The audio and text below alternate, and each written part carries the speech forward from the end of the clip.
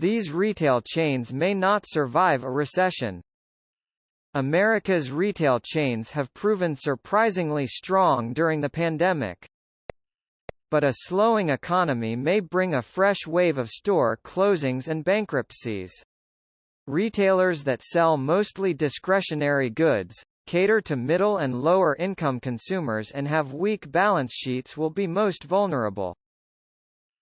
Bed Bath & Beyond, BBBY, Rite Aid, RAD, Party City, PRTY, Tuesday Morning, Tuesday, Joann and others currently have an elevated risk of bankruptcy, according to credit agencies, and will be most exposed if economic conditions deteriorate.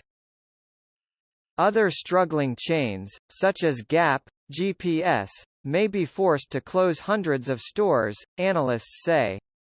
And e-commerce companies such as Wayfair, W, and Stitch Fix, Sfix, that have slashed jobs in recent months may have to cut further. The companies that were skating on the edge before COVID had this brief reprieve.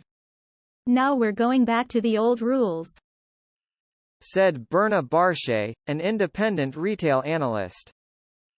These retailers and many others are currently grappling with a combination of forces that include higher costs, excess inventory, and financially strapped customers.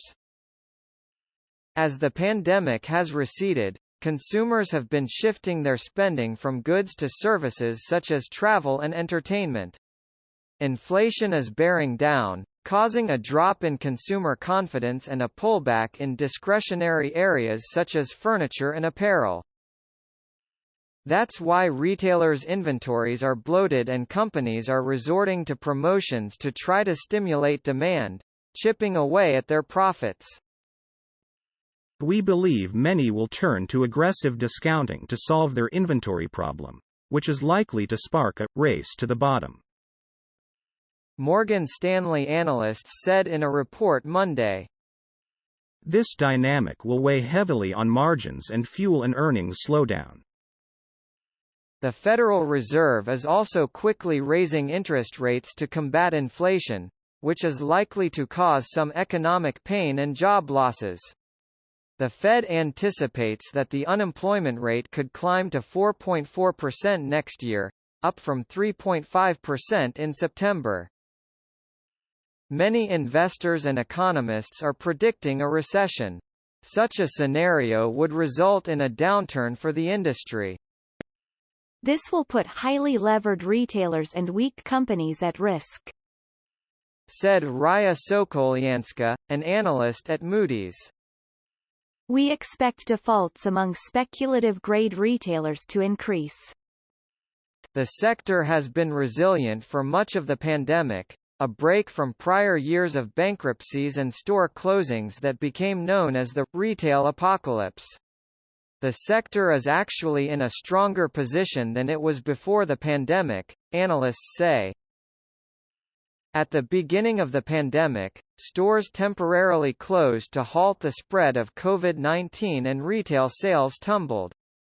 This pushed already struggling chains, such as JCPenney, Neiman Marcus and J.Crew, into bankruptcy. That wave of defaults effectively flushed out a lot of debt and unprofitable stores from the sector, Sokolyanska said.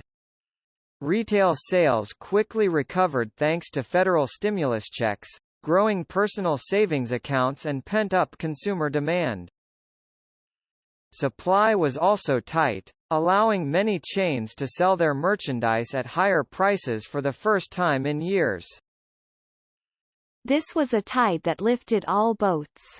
For many companies, 2021 was a year of record profits, Sokolyanska said. Retail sales remain above pre-pandemic levels and more stores have announced openings than closings this year.